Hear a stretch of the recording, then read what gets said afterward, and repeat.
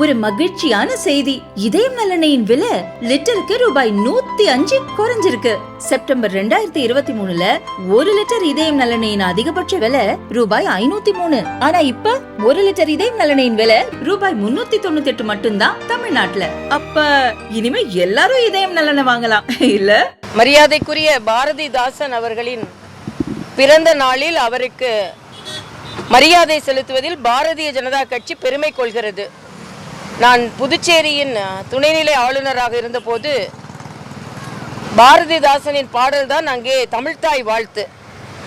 காசி சங்கமம் நடக்கும் பொழுது, தமிழ் சங்கமம் நடக்கும் பொழுது அங்கே தமிழ்நாட்டின் தமிழ்த்தாய் வாழ்த்தையும் நான் பாடினேன், புதுவையின் தமிழ்த்தாய் வாழ்த்தையும் நான் பாடினேன். அந்த அளவிற்கு நாங்கள் தமிழுக்கு மரியாதை கொடுப்பவர்கள்.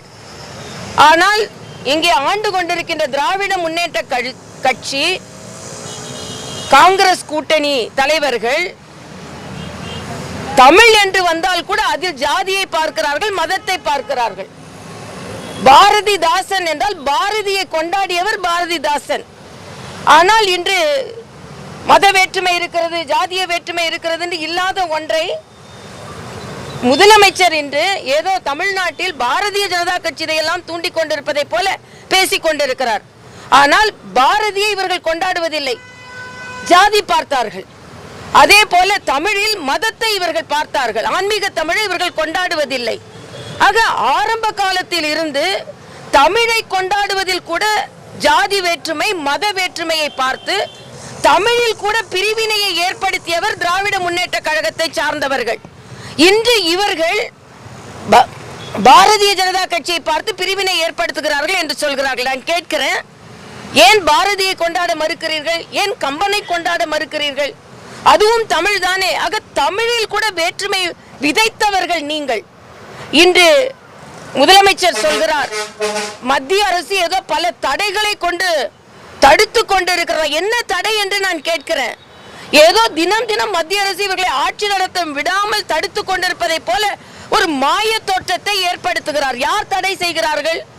இன்று திராவிட முன்னேற்ற கழகத்தை சார்ந்த அமைச்சர்கள் ஏறக்குறைய 9 பேர் மேல் ஊழல் குற்றச்சாட்டு இருக்கிறது. யார் அரசாங்கத்திற்கு தடையாக இருக்கிறார்கள்?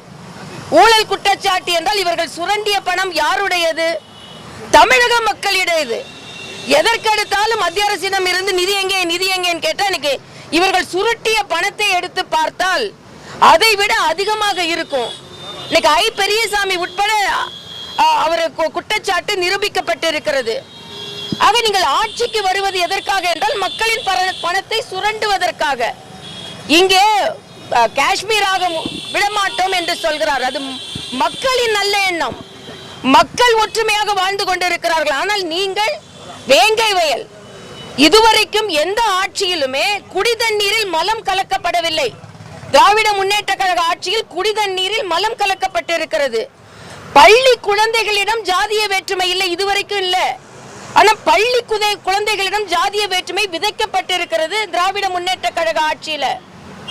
இன்று இந்து மக்கள் எந்த இடத்திலும் புறக்கணிக்கப்படவில்லை. ஆனால் மத வேற்றுமையை ஒரு விழாக்கு வாழ்த்து சொல்லக்கூடாத அளவிற்கு கூட மத வேற்றுமையை விதைத்து கொண்டிருக்கிறார் முதலமைச்சர் அவர்கள். ஆக இன்று ஜாதிய வேற்றுமை, மத வேற்றுமை இவர்கள் விதைத்துக் கொண்டிருக்கிறார்கள்.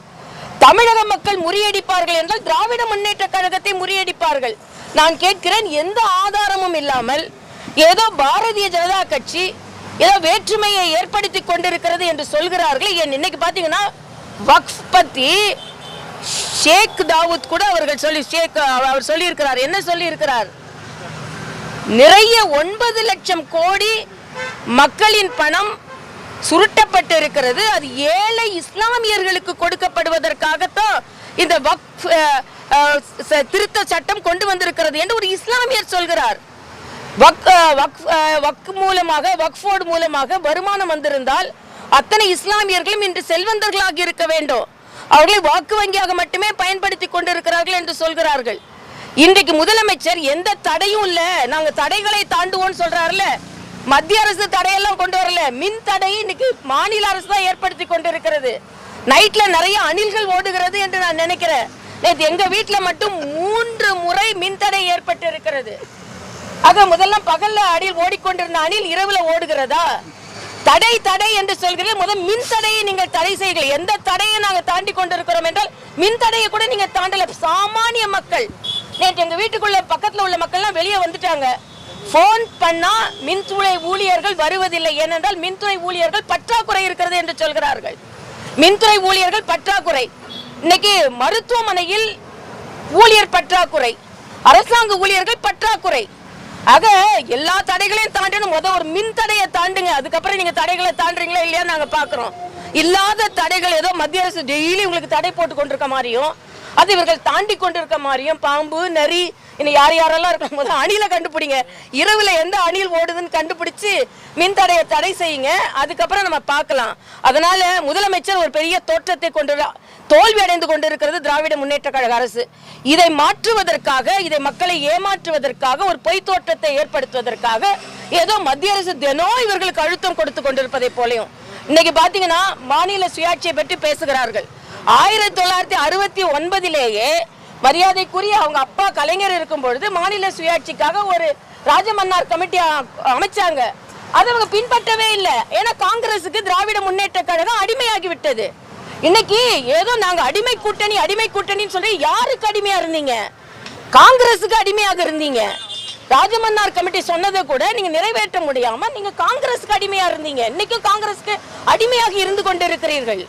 அதனால் ஏதோ கூடா கூட்டணி, அடிமை கூட்டணி என்று சொல்வதை எல்லாம் இன்றோடு நிறுத்திக் கொள்ளுங்கள். எந்த தடையையும் பாஜக மக்களுக்கு ஏற்படுத்தவில்லை.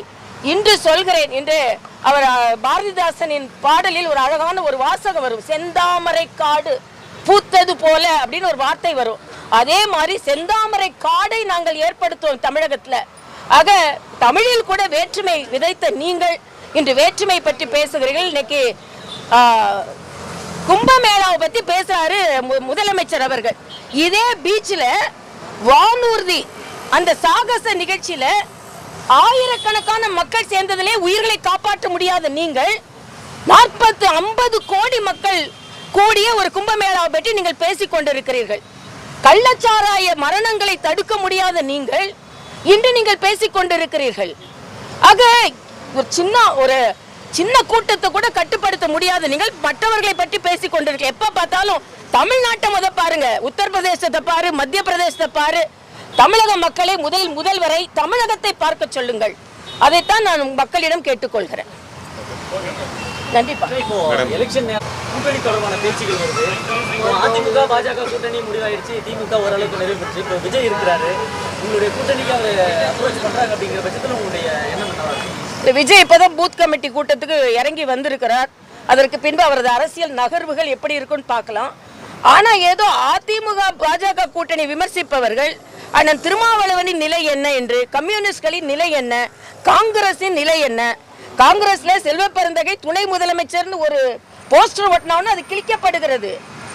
அண்ணன் திருமாவளவன் சுதந்திரமா ஒரு நிகழ்ச்சியில கூட கடைபிடிக்க முடியாதவர்களுக்கு, பங்கு கொள்ள முடியாதவர்களுக்கு அவர் அழுத்தப்படுகிறார். ஆக அவங்க கூட்டணிலாம் பிரச்சனை, எங்க கூட்டணி இன்று பலமாக இருந்து கொண்டிருக்கிறது. நன்றி.